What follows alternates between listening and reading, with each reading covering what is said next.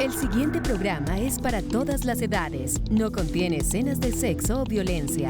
Es apto para toda la familia. Cuenta con el sistema Closed Caption y es financiado con recursos del Fondo Único de TIC. Triunfo popular. Se aprobó la reforma laboral que favorece a millones de trabajadores. La otra gran reforma es la reforma pensional. Pasa ajustes en la Cámara de Representantes. Colombia tiene ahora otra alternativa para financiar sus proyectos en el Banco de los BRICS. Alcano comienza la devolución de dineros a 1 millón de usuarios de gas natural. Aquí les contamos cómo avanza la reforma agraria. Para tren y tranvía se comprometen vigencias futuras. Cientos de colaboradores voluntarios tratan la malaria en el Pacífico. Y tenemos más en Así Avanza el Cambio.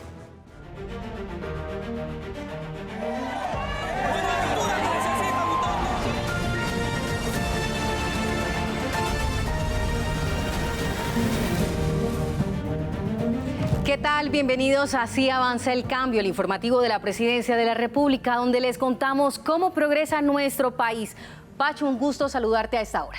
Zahira, excelente. Además que estamos con noticias buenas y positivas para el país. Le he cumplido a la clase trabajadora, es el mensaje que entregó el presidente Petro a Colombia para anunciar que la reforma laboral propuesta por el gobierno del cambio pasa a sanción presidencial. Una victoria del gobierno del cambio que da esperanza para Colombia, muestra acciones que materializan los sueños de miles de trabajadores de nuestro país. Hoy más que nunca hay que levantar la bandera de Colombia. Como un hito en la historia laboral del país fue calificada la aprobación que dio el Congreso de la República a la conciliación de la reforma laboral presentada por el gobierno del presidente Gustavo Petro. Aquí algunos de los principales puntos a favor de las y los trabajadores colombianos. El trabajo en domingos y festivos se remunerará con un recargo gradual hasta llegar al 100%. Se establece que la jornada nocturna inicia a las 7 de la noche y desde esa hora aplica el respectivo recargo.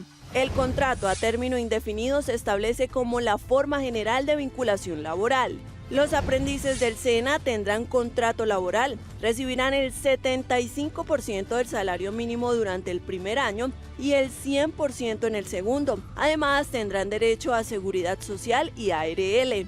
Las empresas deben contar con aprendices del SENA o, en su defecto, pagar una monetización equivalente a 1.5 salarios mínimos por cada aprendiz no vinculado.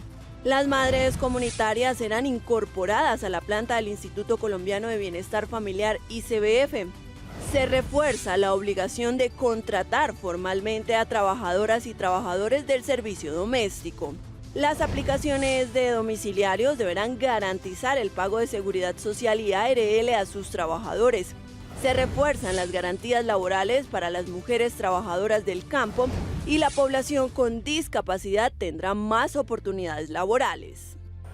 Y esa satisfacción obedece a que por la vía del trámite parlamentario, de un debate álgido, de un debate candente, pero de un debate también leal, hay que decirlo, le estamos entregando a los colombianos y colombianas, a los de ahora y a los del futuro, a los que aún no han nacido, una reforma laboral democrática, progresista, en clave de derechos y en clave de trabajo digno y decente. Con este paso, el gobierno liderado por el presidente Gustavo Petro reivindica los derechos laborales que habían perdido los y las trabajadoras colombianas desde 2002. Además, protege a las mujeres jóvenes y recupera el empleo digno como pilar de la justicia social. El gobierno le está cumpliendo a quienes creen en esta apuesta. Al celebrar la aprobación de la reforma laboral, el primer mandatario honró su palabra, derogó el decreto que convocaba a los colombianos a una consulta popular. Además de un paso trascendental para el país, dijo que en las próximas elecciones habrá una papeleta para que el pueblo convoque una Asamblea Nacional Constituyente. Cumpliendo con su palabra, el presidente Gustavo Petro derogó el decreto que convocaba la consulta popular. Así lo anunció a través de su red social X. Como lo dije, dado que la reforma laboral es ley, derogaré el decreto que convoca la consulta popular, que ya no es necesaria. El poder constituido que hace las leyes le obedeció al poder soberano que es el pueblo.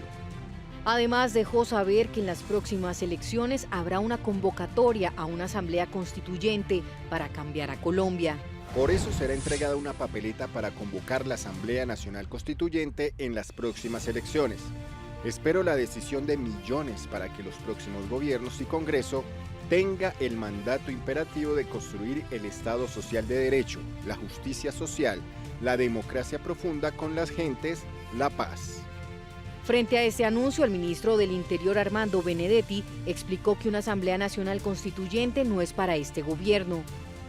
Es para dejar la voz del pueblo, su discrepancia con lo que está pasando actualmente, un malestar que está ahora, que no está reflejado ni están sus soluciones dentro de la Constitución del 91, para que el próximo gobierno entonces lleve ese mandato de buscar una asamblea constituyente. Explicó que son muchos los temas sobre los que debe pronunciarse el pueblo colombiano. Lo que tiene que ver con orden público, con derechos. Por ejemplo, los derechos laborales no estaban en esa Constitución, los acabamos de sacar ahorita en una ley ordinaria. Hay muchos temas que tienen que ver con el tema de la salud, el tema de la salud fracasó. Eso también podría ser, pero nosotros aspiramos a sacar esa ley. En el tema de pensiones, hay muchos temas en los que tiene que procurarse, hay un malestar en la sociedad, en todo lo que tiene que ver con salidas a conflictos, a temas sociales, a representación. Miren los mecanismos de participación ciudadana. No pudimos hacer de que el pueblo saliera a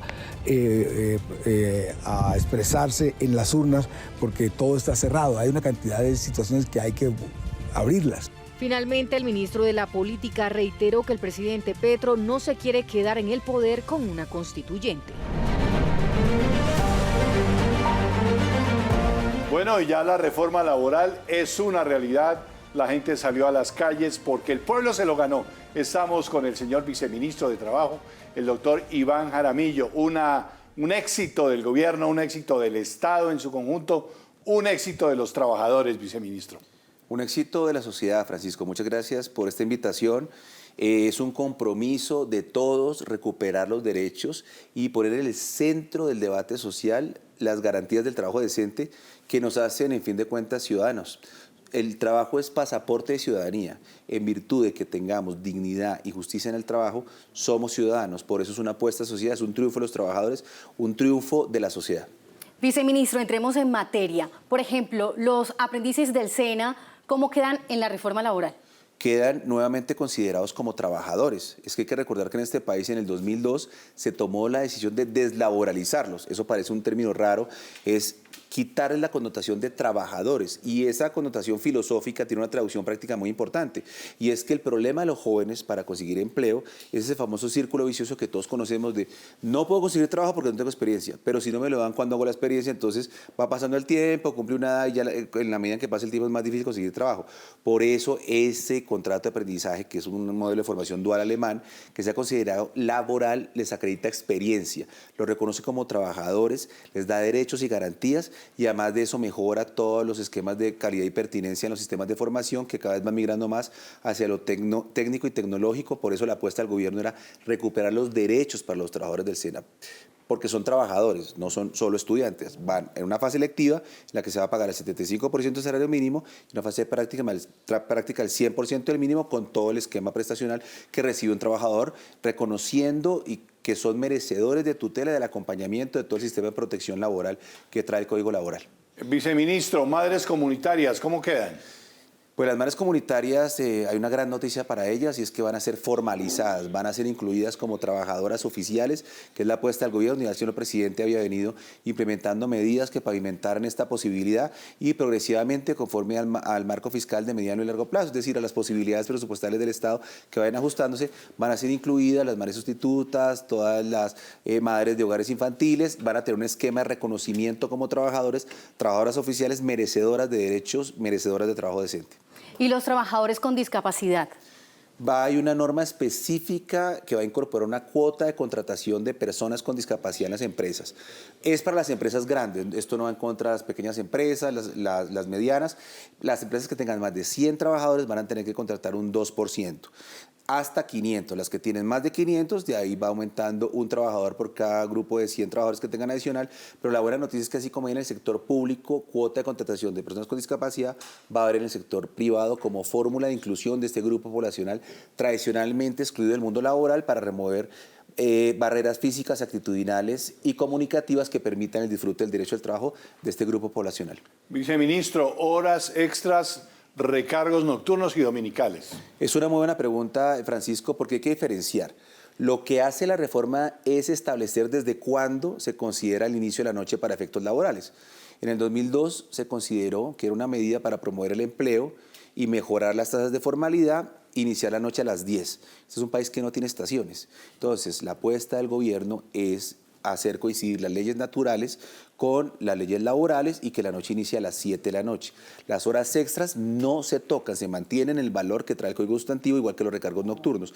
Entonces, la modificación es que desde las 7 de la noche va a ser una jornada nocturna, es decir, el espacio de sombra que divide los dos crepúsculos va a iniciar a las 7 de la noche. En los dominicales, esas personas que trabajan cuando todos descansamos, se les reconoce un recargo actualmente del 75%, que fue reducido en el año 2002. La idea es recuperar esos derechos y que se pague el 100% por hora laborada en dominicales o festivos. ¿Por qué? Porque hay que reconocer el compromiso familiar y personal que realiza cada persona que va un domingo a laborar y a prestarnos servicios mientras todos descansamos. Viceministro, vimos a un jefe de Estado insistiendo y defendiendo los derechos de los y las trabajadoras. ¿Queda el gobierno satisfecho con esta reforma laboral? Es un compromiso desde el plan de gobierno.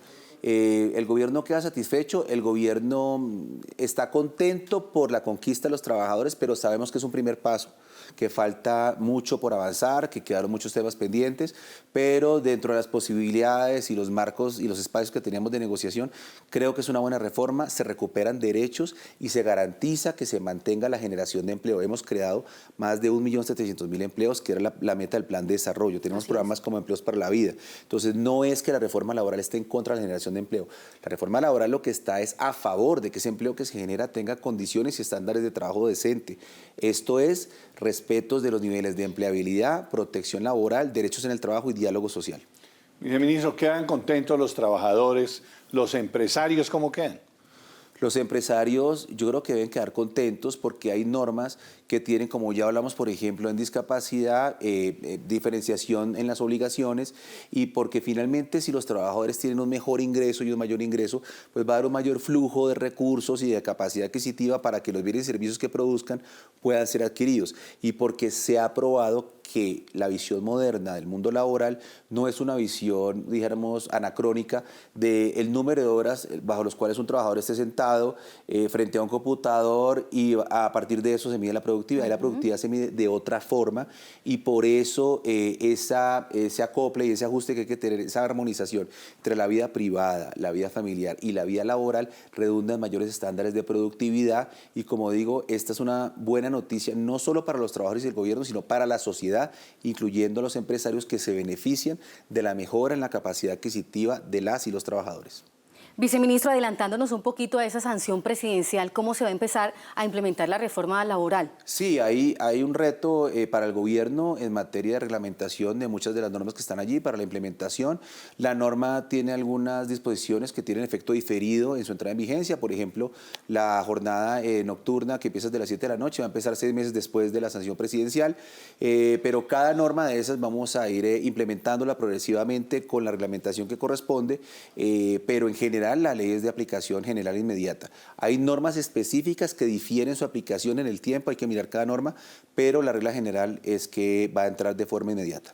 La reforma laboral pasó, la chuleamos. Seguimos con reforma pensional, que también tiene que ver con los trabajadores, vice. Sí, efectivamente, hemos recibido la noticia por medio de información, por un flash informativo, de la decisión de la Corte Constitucional de devolver a la Cámara de Representantes para que, por conducto de su señor presidente, se ponga a disposición de la plenaria nuevamente la votación de la proposición que se expuso en ese momento de acoger el texto de Senado. Esto resulta un poco complejo. En ese momento se aprobó la reforma pensional acogiendo el texto que se había aprobado en Senado en Cámara. Lo que se ha conocido hasta ahora, el flash informativo, es que se ordena que se repita ese procedimiento para que una vez se corrija ese procedimiento del trámite legislativo, nuevamente se envíe a la Corte Constitucional para que resuelvan las demandas y pueda empezar a implementarse. En Cámara, ¿no? Le falta un hervor en Cámara. Le falta ese procedimiento en Cámara para que nuevamente retorne a la Corte y en ese momento empiece a aplicarse esta medida que busca beneficiar a más de 3 millones de adultos mayores que están en situación de pobreza extrema. Enhorabuena, ¿no? Por este país, por los trabajadores, Saji. Totalmente, además que por eso el gobierno va a solicitar esas sesiones extraordinarias para que precisamente en el Congreso se debata nuevamente y se realice ese vacío, se corrija ese procedimiento allí justamente en la Cámara de Representantes. Se corrige rápido, esperemos que sea rápido, ¿no? Porque las extras duran un poquito también. Por eso estamos pensando en las extras, porque nuestro compromiso y nuestro interés es que más temprano que tarde esos 3 millones de adultos mayores reciban la respuesta a corrección a través de una transferencia económica que mejore y los saque de esa situación de pobreza extrema. Es un compromiso de sociedad nuevamente. Regálame un segundito. ¿Que sea en extras puede alterar en algo o no? No, el auto lo dice expresamente. Se dan 30 días hábiles, puede ser agotado este trámite que se está ordenando en sesiones extraordinarias o en sesiones ordinarias. El auto lo dice expresamente de lo que se ha conocido el flash informativo. Hay que esperar el auto definitivo, que seguramente va a coincidir en lo general con esto que se ha conocido. Positivo, todo positivo para el país, para los trabajadores, para los adultos mayores. Un placer que esté con nosotros en este espacio, viceministro. El placer es para mí. Un saludo a todos hasta ahora. Viceministro, muchas gracias. Muchas gracias, Francisco. Zahira, muchas gracias por la invitación. Seguimos contándoles a ustedes noticias para este país que avanza con toda. La reforma pensional vuelve a la Cámara de Representantes para solucionar temas de forma, no de fondo. La reforma pensional se ha salvado. Le solicito a la Cámara de Representantes discutir a fondo el artículo que aprueba el texto del Senado y aprobarlo. La Cámara ha sacado la cara por las reformas sociales del gobierno y del pueblo, y el Senado, con leve mayoría, comienza a reaccionar a favor. Con este mensaje en su cuenta de X, el jefe de Estado celebró la decisión de la Corte Constitucional frente a la reforma pensional Cambio por la Vejez. En la ponencia del magistrado Jorge Enrique Ibáñez se advierte que la Cámara de Representantes debe subsanar el vicio de procedimiento en el que se incurrió en el trámite de la Ley 2381 de 2024. Lo que indica que la Sala Plena de la Corte Constitucional decidió devolver a la Cámara de Representantes el proyecto de reforma pensional para que corrija un error de trámite que consiste en que la plenaria no debatió el texto, sino que adoptó el texto que había aprobado en el Senado para evitar que se hundiera por tiempos. Lo anterior significa que el gobierno convocará al Congreso a sesiones extras para surtir el trámite respectivo, así como lo solicitó la Corte Constitucional.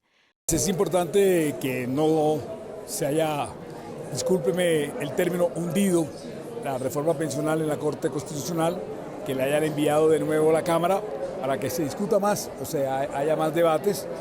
Por lo tanto, el presidente de la República, a través del Ministerio, se convocará a extras a la Cámara para que se discute y se dé los respectivos debates para que sea ley de la República. La decisión es vista por el gobierno nacional como un triunfo del pueblo y de las reformas sociales. Una excelente noticia para el país. Las gestiones diplomáticas del presidente Petro en China ya tienen resultados. Colombia fue aceptada para ingresar en el nuevo Banco de Desarrollo de los BRICS, gracias a la solicitud que hizo el mandatario en la reunión que sostuvo con Dilma Rousseff en Shanghái. Colombia ya hace parte del nuevo Banco de Desarrollo BRICS, una decisión que amplía nuestras posibilidades de financiación para enfrentar desafíos como la transición energética o el cierre de brechas sociales. Este ingreso marca un hito histórico y estratégico para el país. Ahora Colombia podrá acceder a créditos con tasas favorables con condiciones distintas a las impuestas por entidades financieras tradicionales y, lo más importante, con un enfoque en sostenibilidad. Este logro es un resultado concreto de la visita oficial del presidente Petro a la República Popular China en mayo de 2025 y responde a la apuesta del Gobierno del Cambio por ampliar las opciones de cooperación financiera. El bloque BRICS representa cerca del 40% de la población mundial y está ganando cada vez más relevancia en el escenario económico global.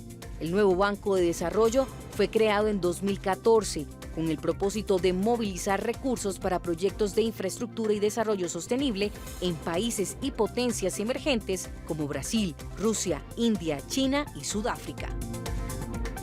Comparado con el primer trimestre de 2024, las exportaciones que no provienen ni del petróleo ni del carbón crecieron más del 17%. ¿Qué exportó Colombia entre enero y marzo de 2025? Colombia exportó bienes y servicios por más de 10.900 millones de dólares, pero lo más importante es que la mayoría de esas exportaciones no fueron mineras ni energéticas, es decir, no fueron petróleo, carbón o minerales, sino productos y servicios de otros sectores como el turismo, el transporte, los servicios empresariales, las telecomunicaciones y la informática. Porque el país está diversificando su economía. Tradicionalmente, Colombia ha dependido mucho de la minería y el petróleo, pero ahora está vendiendo al mundo otros productos y servicios, lo que reduce la dependencia de los recursos no renovables, hace más estable la economía y se alinea con la política de transición energética del gobierno. Crecieron un 17,5% comparado con el primer trimestre de 2024. Además, representaron el 65,4% del total de lo que exportó el país en ese periodo. Estos porcentajes significan que ya se superó la meta que el gobierno había planteado para todo el año 2025, que era del 54,5%. El turismo, con exportaciones por 2.430 millones de dólares, crecieron 11,6%. Transporte, exportaciones por 820 millones de dólares, crecieron 17,2%. Los servicios empresariales, con exportaciones por 797 millones de dólares, crecieron 2,3%. Las telecomunicaciones e informática, con exportaciones por 487 millones de dólares, crecieron un 9%. Luego de la decisión de las Superservicios, la empresa Alcanos comenzó con la devolución de los dineros a los usuarios de gas natural.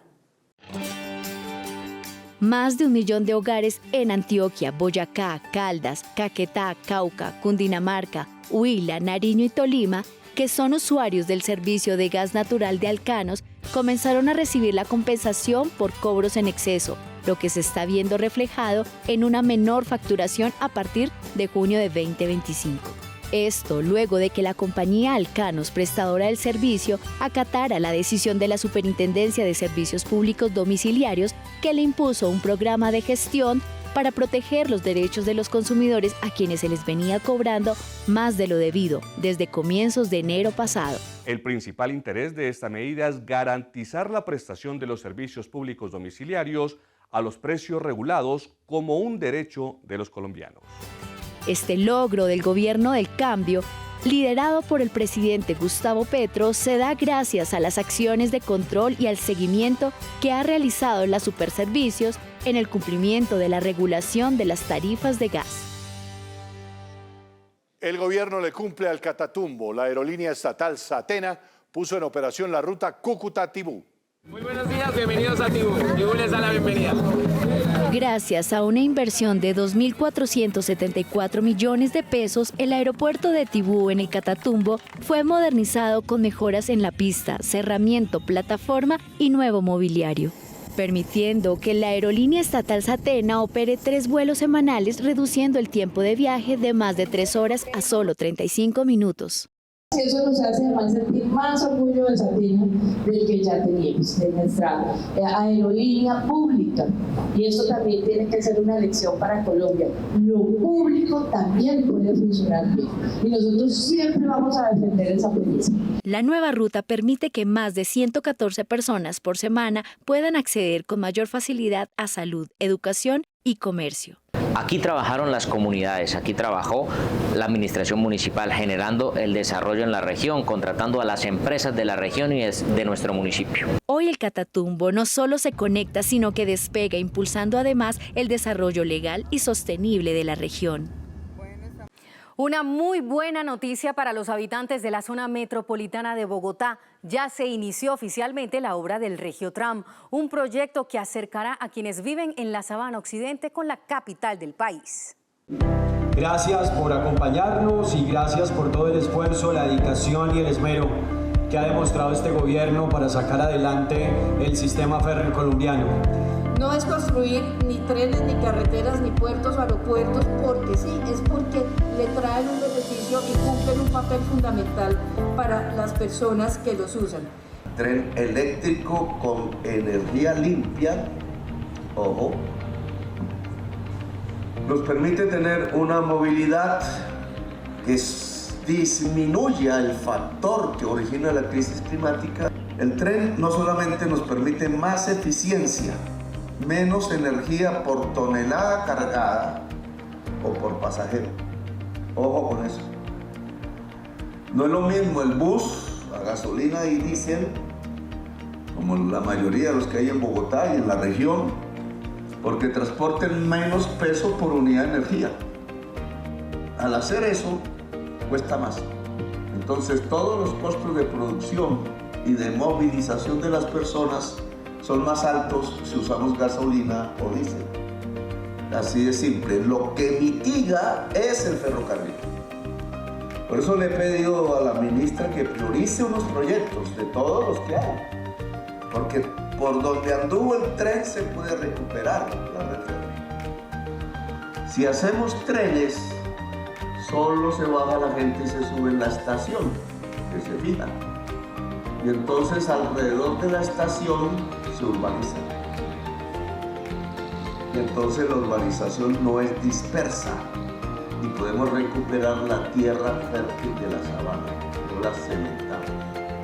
Esta línea de tren viene a ser la avanzada, le voy a poner ese nombre, la primera línea para demostrar que este sistema de movilización es mucho más sostenible con la población, con la vida que el que llevamos hasta el momento. El sistema Tren-Tran, la combinación del tren de cercanías y el tranvía, se abre camino para los municipios de Bogotá y La Sabana. El presidente Petro ordenó al Ministerio de Transporte dejar firmado antes de 2026 los contratos con vigencias futuras de construcción que permitan mejorar la movilidad en Bogotá y municipios cercanos como lo es el Tren-Tram. Esto tiene que quedar en vigencias futuras con contrato firmado, así como hicieron con el metro elevado este año. Ojalá. Para que sea irreversible.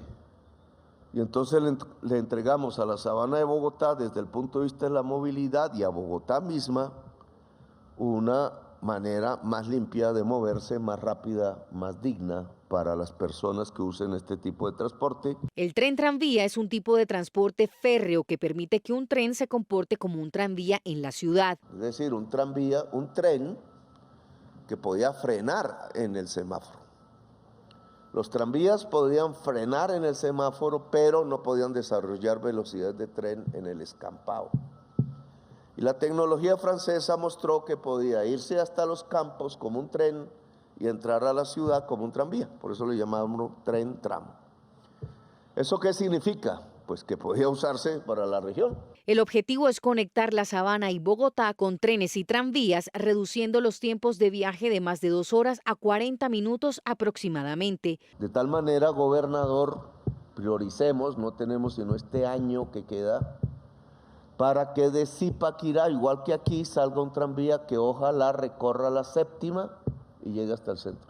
Aseguró que el impacto también se verá reflejado en una movilidad amigable con el ambiente. Estamos aumentando la movilidad limpia de Bogotá y ya ustedes lo ven aquí en los números, aumentando la movilidad limpia de la Sabana de Bogotá sin destruir la Sabana, reduciendo de 2 horas a 40 minutos. En Zipa, centro de Bogotá, pasaría algo similar. De 2 horas y media a 40, 1 hora, y de Soacha también. De esa manera se estaría sosteniendo la vida en la región, dijo así el presidente Gustavo Petro. Para garantizar el suministro de agua de la Sabana y de Bogotá, el presidente Petro les propuso a los municipios aledaños a la capital que se independicen del sistema de agua del distrito y que se emprendan estudios para usar el líquido del páramo Guerrero. El mandatario de los colombianos lanzó una nueva propuesta para garantizar la sostenibilidad hídrica de la región de Sabana Occidente. Propuso independizar el abastecimiento de agua en municipios cercanos a Bogotá, como Tabio, Tenjo y Facatativá. Empecemos a estudiar, si los números no dan, pues no. Es que se empieza a independizar el consumo de agua potable de la región. Sugirió usar el agua del páramo Guerrero y no la de Chingaza para que Bogotá no siga sosteniendo sola el agua de toda la sabana. Y una fuente de agua potable propia de la región que no tiene que ver mucho con la del río Bogotá, o por lo menos que es de otro páramo, que es el páramo de Guerrero, de donde sale el agua para Zipaquirá, Cogua y otros municipios de Sabana Norte. Además, advirtió que esta propuesta exige proteger estas fuentes hídricas de actividades como la minería. No sé si alcance, de ahí el estudio, pero si alcanzara para el occidente de la Sabana, descansa Bogotá un poco, abrimos otra fuente y aumentamos oferta de agua. Pero eso implica que no haya minería en los alrededores del Neusa y otros afluentes del páramo de Guerrero. La Guajira se consolida como la cuna de la transición energética en todo el país. El gobierno reactivó 20 proyectos de energía eólica y solar.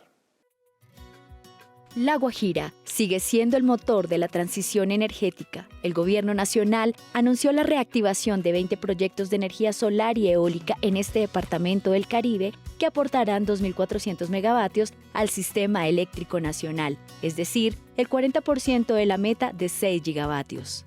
Volver a La Guajira, convertir a La Guajira, desarrollar en La Guajira el polo de la transición energética de Colombia y, ¿por qué no?, con potencial de exportación, como hemos pensado, una vez también se desate en paralelo la transmisión o la interconexión de nuestros pueblos de Latinoamérica y el Caribe. El ministro de Minas, Edwin Palma, explicó que esta energía beneficiará a más de 4 millones de familias, permitirá generar más de 16.000 empleos y reducirá en 16.000 toneladas las emisiones de CO2. La meta es convertir a La Guajira en un polo de generación y exportación de energías limpias, aprovechando su alto potencial de sol y viento.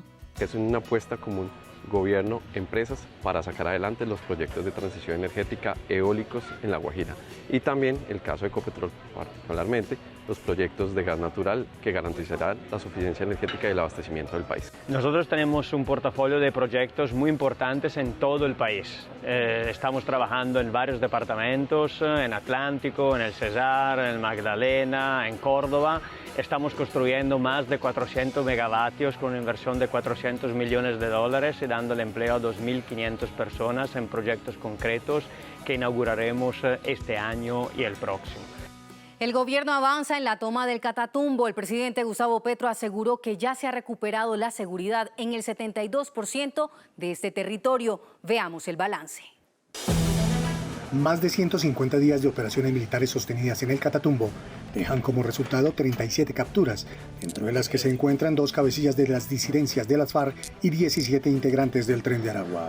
Tengan claro que donde hay cultivos de coca con fines ilícitos o minería ilegal es un imán que atrae a los grupos criminales y genera violencia. La fuerza pública ha logrado recuperar el control del 72% del territorio, que incluye 14 municipios del norte de Santander y 2 en el departamento del Cesar. Tenemos unas operaciones en desarrollo muy importantes, hemos fortalecido el pie de fuerza, hemos fortalecido capacidades de inteligencia, hemos fortalecido capacidades en artillería, hemos fortalecido capacidades en movilidad aérea, hemos fortalecido capacidades en movilización de vehículos blindados al territorio, y lo que estamos haciendo es trabajando de la mano precisamente con alcaldes, con el gobernador, y facilitándole a las comunidades, digamos, la estabilización del territorio.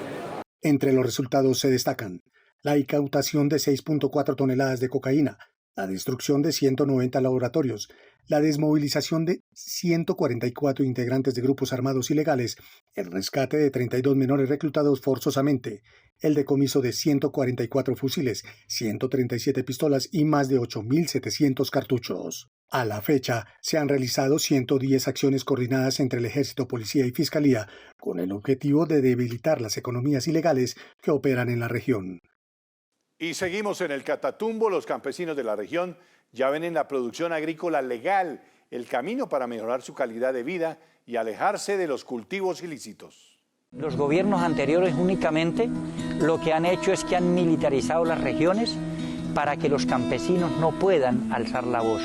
Los gobiernos anteriores no le dieron reconocimiento político al campesino como sujeto de protección especial. El gobierno de Gustavo Petro fue el que fue capaz incluso de poner una propuesta a nivel internacional sobre la cuestión del cuidado del ambiente. El gobierno Petro es el que ha sido capaz incluso de unir a países con unas propuestas alternativas de cambio. Consideramos que Petro lo que ha hecho es grandes esfuerzos y que aquí unos llamasen revolucionarios.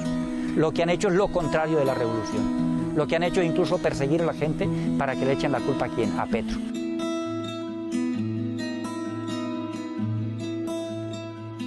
Que las zonas de reserva campesina marcan una diferencia, porque si en los tratados de libre comercio se habló de la seguridad alimentaria, desde las zonas de reserva campesina se le da la apuesta a la soberanía alimentaria, que tenemos que producir para nosotros y lo que sobre sacarlo hacia afuera. Consideramos que esta es una apuesta política muy importante y que en el caso del presidente Petro agradecemos mucho, porque tener en cuenta a los campesinos sería tener en cuenta a los que llevan todos los días la comidita a todos en este país.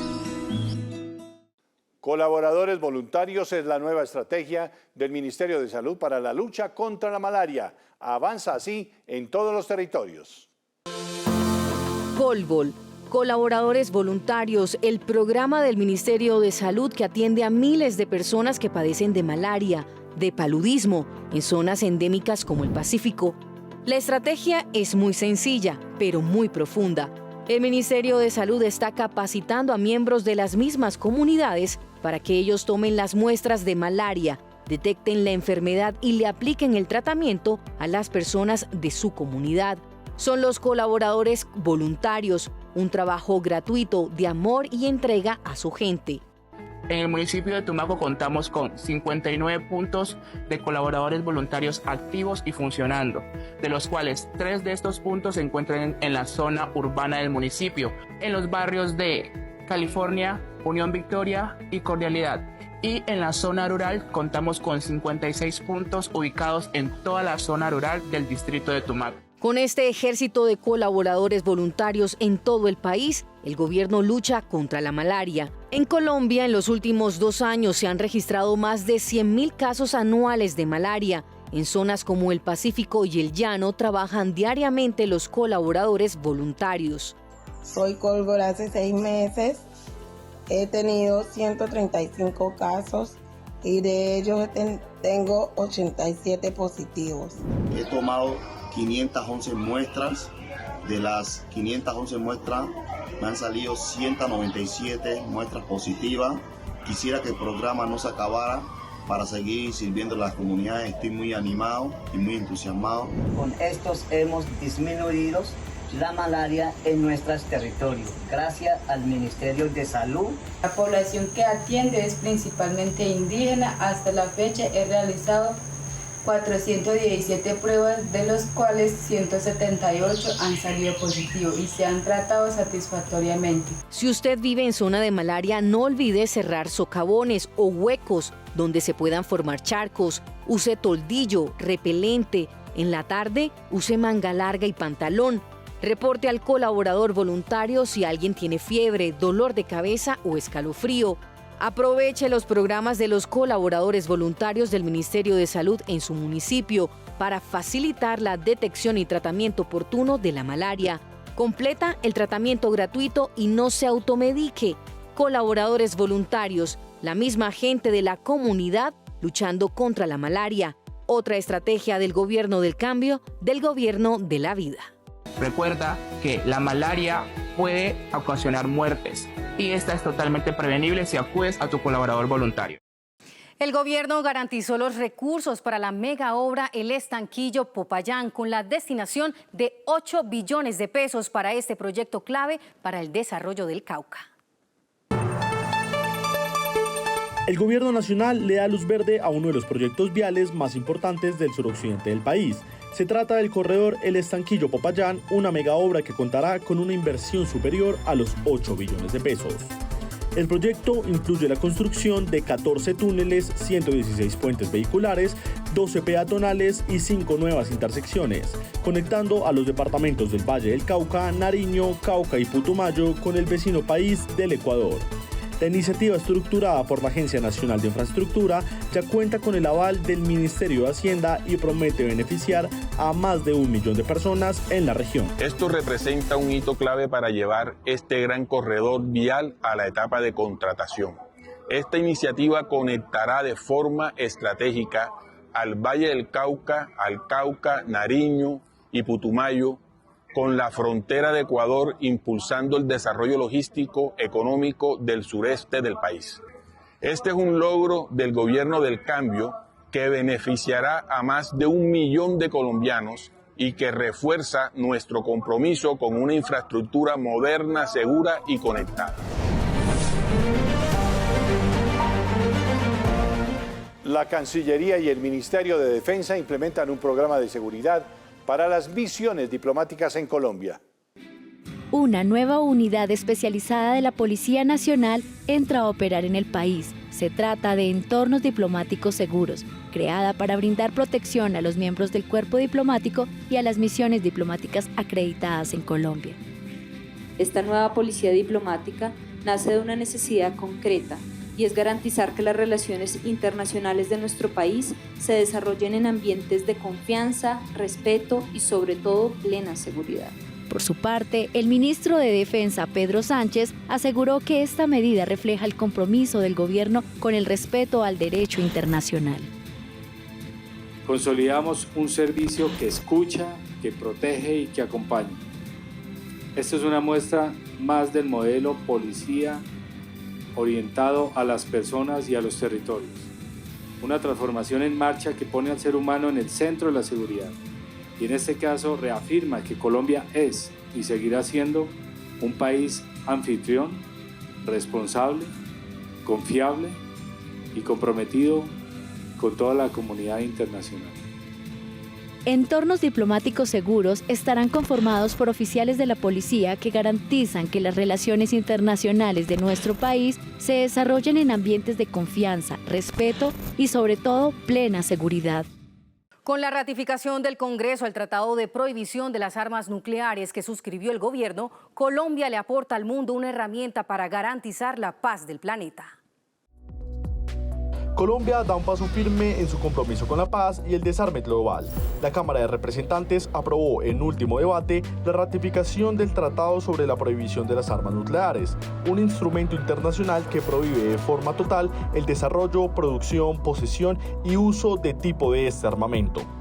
Con esta decisión, el país se suma formalmente a los estados que promueven un mundo libre de armas nucleares y reafirma su tradición diplomática basada en la solución pacífica de los conflictos y el respeto por el derecho internacional.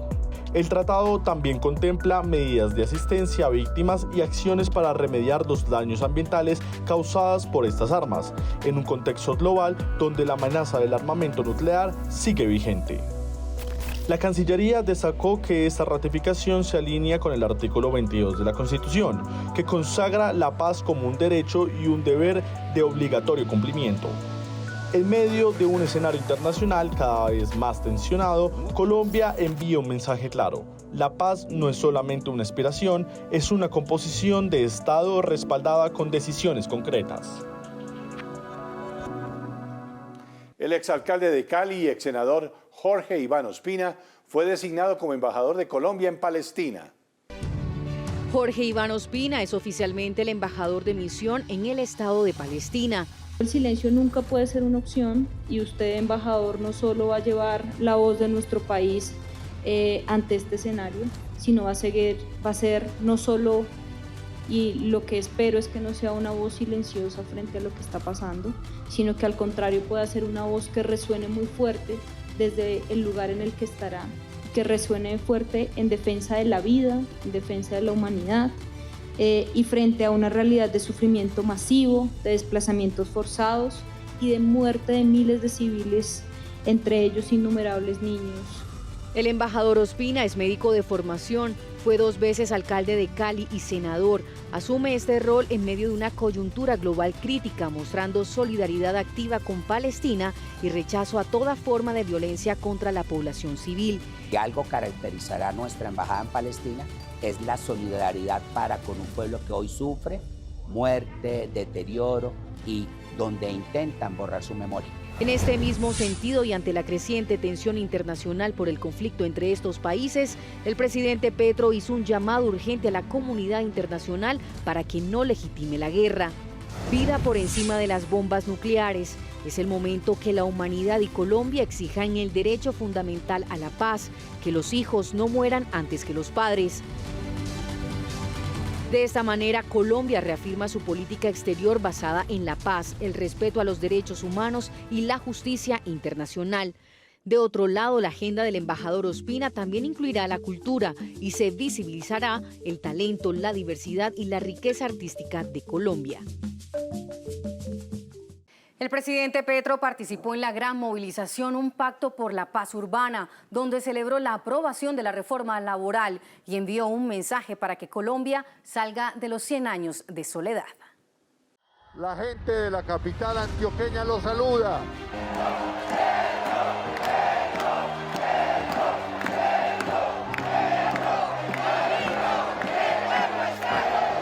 Esta lucha, presidente, en manos de usted está el futuro de las montañas, del agua. Para lograr lo que hoy está logrando, para todos nosotros, para un pueblo con justicia social.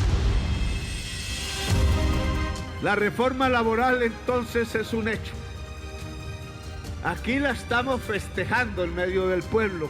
La reforma laboral debe ser aplicada.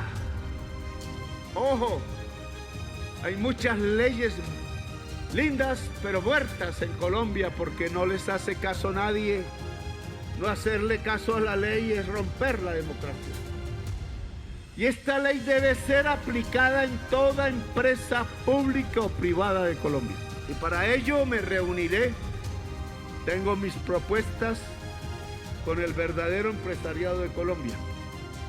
Ojalá muchos antioqueñas y antioqueños lleguen, porque seguro tendré, dada la propaganda en contra de la reforma laboral, a muchas mujeres confeccionistas que aún tienen la máquina Singer y cosen día y noche con algún personal del barrio, tratando de salir adelante juntas. La mayoría mujeres. Porque me van a decir, según lo han oído o leído en prensa o en televisión, por los grandes dueños de la riqueza en Colombia, que se van a quebrar porque sus trabajadoras asalariadas se pueden ganar un poquito más si trabajan de noche o en festivo. Y entonces quiero decirles la verdad. Más camisas van a vender, más blue jeans, serán más ricas y me encanta porque eso le llevará más riqueza al barrio también, al restaurante de la esquina, a la tienda. Tendrán más ventas, habrá más actividad económica legal en la comuna y entre más oportunidades tenga una muchacha o un muchacho, más paz vamos a tener en la ciudad y en el campo.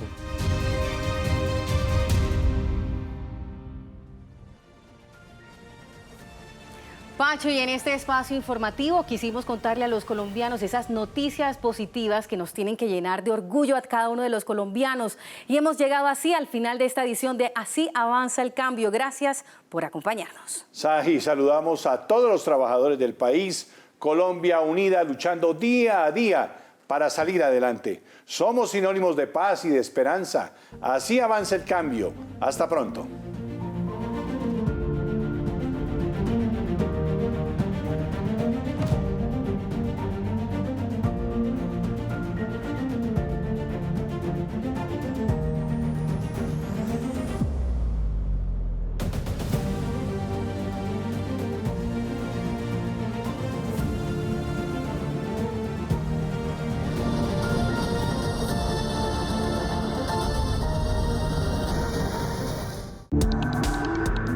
contenido fue financiado con recursos del Fondo Único de TIC.